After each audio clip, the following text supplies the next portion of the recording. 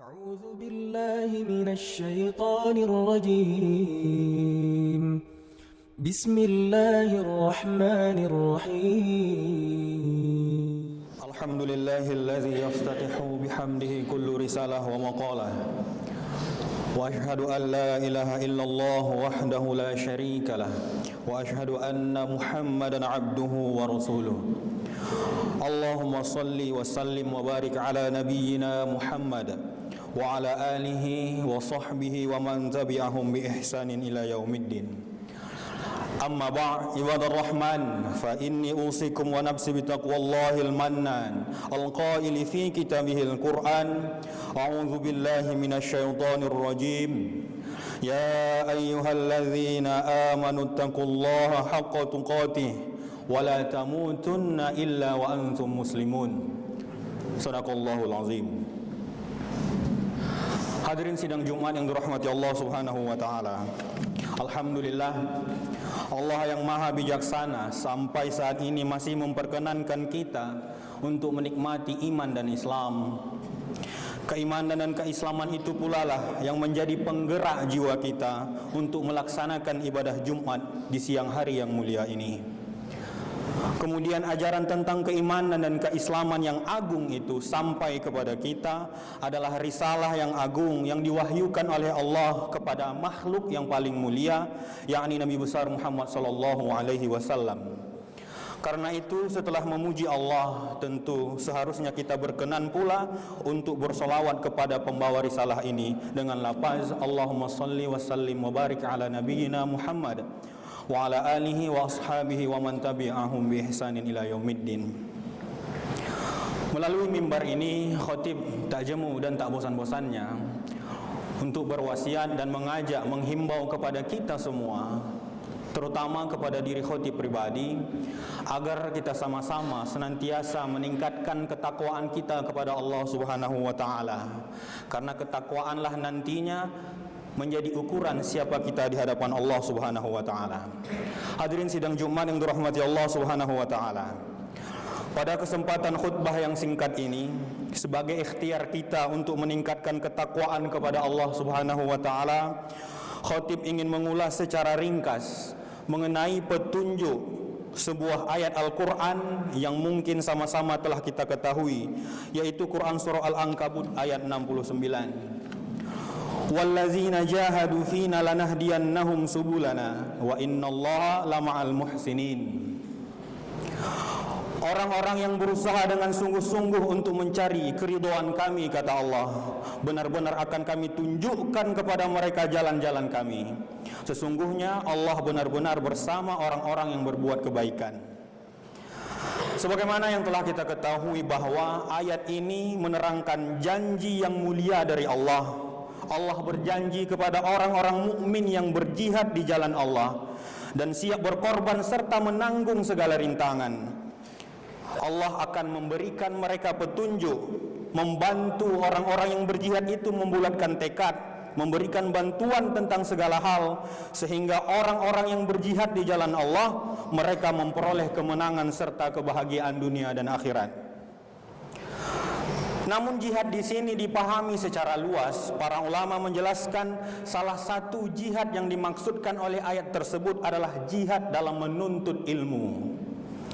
Mengapa kemudian menuntut ilmu dikategorikan sebagai jihad? Sebab dalam menuntut ilmu itu kita perlu keseriusan dan kesungguhan. Bahkan terkadang menuntut ilmu, orang yang sungguh-sungguh akan mengalami kelelahan. Sehingga karena kesungguhan inilah sebagai syarat untuk menuntut ilmu, maka menuntut ilmu adalah bagian daripada jihad yang dimaksudkan di dalam ayat ini. Tentu kita juga telah mengetahui sama-sama bahwa jihad adalah ibadah yang menjadi dambaan orang-orang yang beriman, sebab balasan jihad adalah keridhaan Allah Subhanahu wa taala. Pada khutbah ini izinkanlah khatib untuk menggarisbawahi 4 hal terkait ayat 69 surah Al-Ankabut tadi. Yang pertama adalah wallazina jahadu. Orang yang berjihad artinya orang yang bersungguh-sungguh.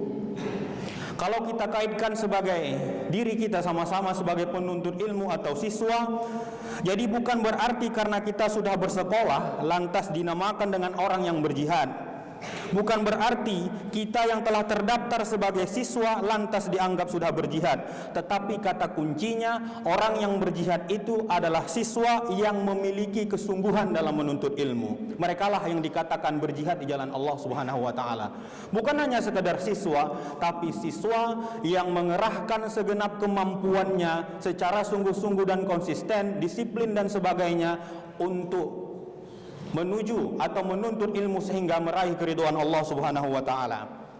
Siswa bagaimana yang dimaksudkan berjihad di jalan Allah dalam menuntut ilmu? Yakni siswa yang memahami perlunya keseriusan, ketangguhan, kesabaran, disiplin dan sebagainya yang dapat kita rangkum dengan istilah karakter yang bijaksana.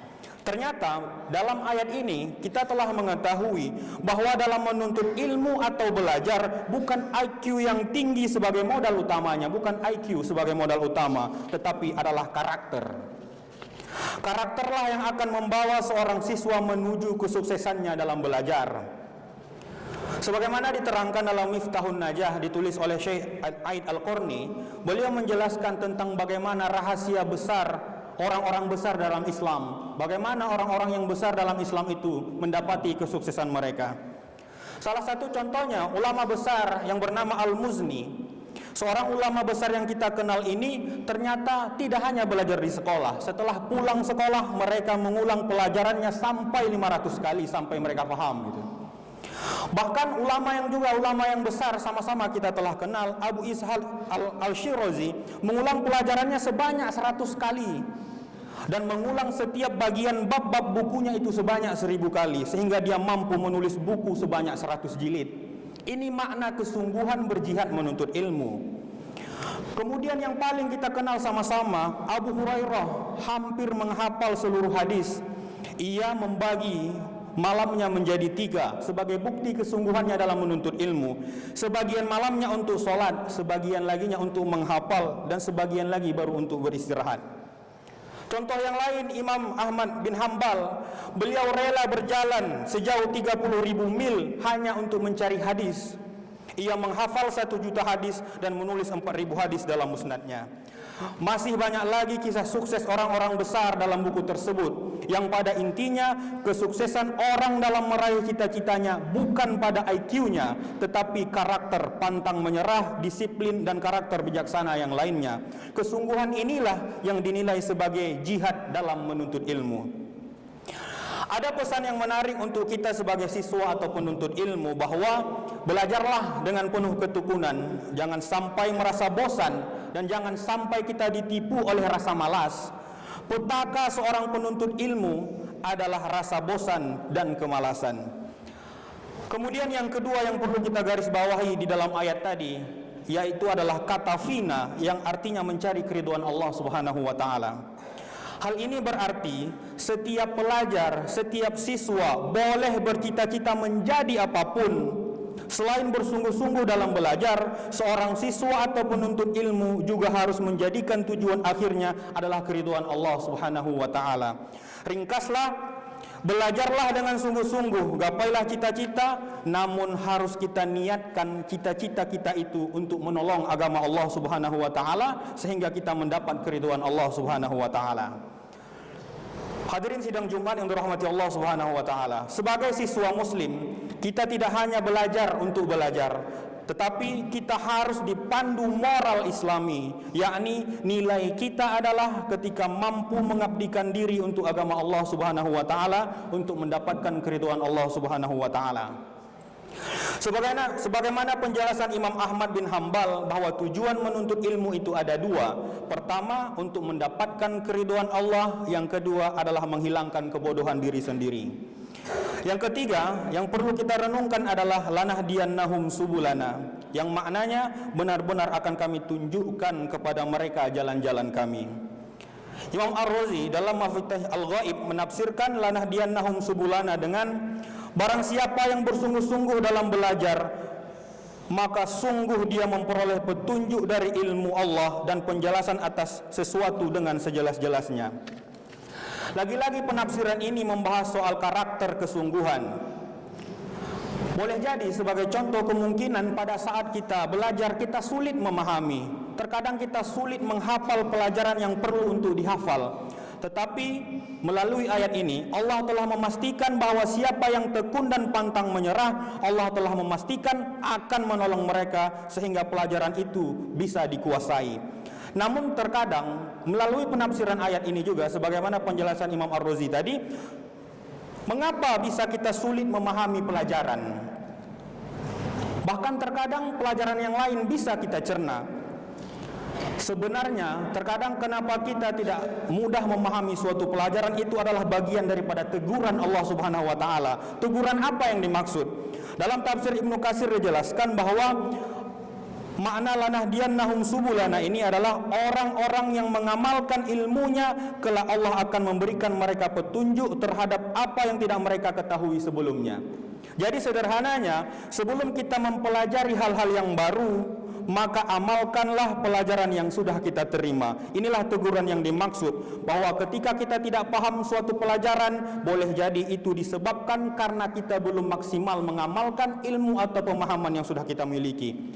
Sebagaimana sebuah ungkapan, al-ilmu bila amalin kasyajaru bila samarin, bahwa ilmu yang tidak diamalkan ibarat pohon yang tidak berbuah.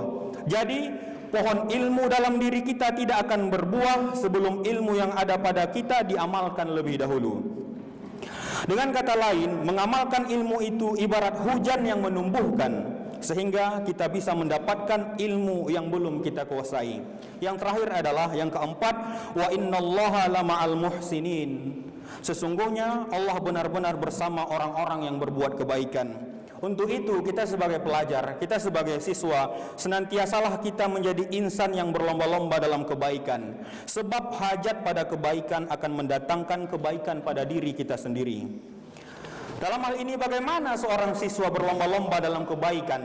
Banyak hal sebagai jawabannya, tetapi salah satunya sebagai bagian daripada berlomba-lomba dalam kebaikan, mahasiswa bisa mampu bersikap baik pada gurunya. Menghormati guru adalah salah satu kebaikan yang dimaksudkan dalam ayat ini. Menghormati guru juga menjadi faktor yang akan menentukan kesuksesan kita dalam memahami pelajaran. Menghormati guru ringkasnya adalah suatu kebaikan yang dikehendaki oleh ayat tadi. Sebab guru adalah ayah spiritual bagi seorang murid. Kalau ayah kita di rumah sebagai ayah bagi fisik atau ayah yang biologis, tetapi guru adalah ayah bagi spiritual kita. Karena itu berusaha berbuat baik pada guru. Dalam Islam, etika dan sopan santun itu dibedakan. Sekali lagi, dalam Islam etika dan sopan santun itu dibedakan. Kalau sopan santun itu berarti kita berbuat baik ketika dilihat orang. Artinya kita akan dianggap sopan kalau kita berlaku baik pada saat bersamaan dengan orang lain. Namun bisa saja seorang berlaku baik ketika bertemu dengan seseorang, namun orang yang sama bisa pula mencela orang itu ketika sudah tidak bertemu lagi. Nah, etika itu berlaku baiklah kita dimanapun dan dalam keadaan apapun. Artinya kita sopan ketika bertemu guru, dan juga jangan mencela guru ketika guru itu tidak lagi di hadapan kita, apalagi sampai kita berbicara buruk tentang guru di belakangnya. Bahkan salah satu ulama Islam itu senantiasa berdoa sehingga ini menjadi amalan dia, sehingga dia sukses dalam menuntut ilmu. Apa doa ulama itu? Adalah dia bermohon ketika menuju majelis ilmu, ketika menuju ke sekolah dia berdoa, ya Allah tolong tutupkan aib guruku. Karena petaka seorang siswa adalah ketika tidak lagi menghormati gurunya, padahal guru itulah akan mempermudah ia dalam menguasai pelajaran. Sebagai penutup, barangkali kemudian ada rasa malas di dalam diri kita, ada ketidaksungguhan di dalam diri kita, banyak hal kekurangan kita di dalam menuntut ilmu. Ada tips dari Rasulullah SAW untuk kita agar tetap bersungguh-sungguh dalam menuntut ilmu, dan ilmu itu akan mendatangkan kebaikan sehingga Allah ridho kepada kita. Yaitu ketika Rasulullah memberi nasihat kepada Muaz bin Jabal, bahwa Rasulullah berpesan kepada Muaz bin Jabal, jangan sampai meninggalkan sholat jangan sampai setiap selesai meninggalkan solat kita harus membaca Allahumma a'inni ala zikrika wa syukrika wa husni ibadatik. Maknanya adalah, ya Allah, semoga Engkau memberikan pertolongan kepadaku untuk bisa selalu berzikir atau mengingat-Mu, bersyukur kepadamu dan beribadah dengan baik kepadamu. Sampai di sini dapat kita ketahui bahwa jihad kita dalam menuntut ilmu harus dibarengi doa agar Allah senantiasa membimbing kita.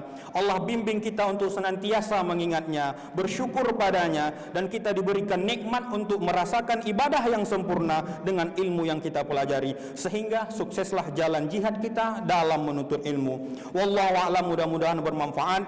Barakallahu li wa lakum fil Qur'anil Karim wa nafa'ani wa iyyakum bima fihi minal ayati wa dzikril hakim wa taqabbalallahu minni wa minkum tilawatahu innahu huwas samiul alim wastaghfiruhu innahu huwal ghafurur rahim.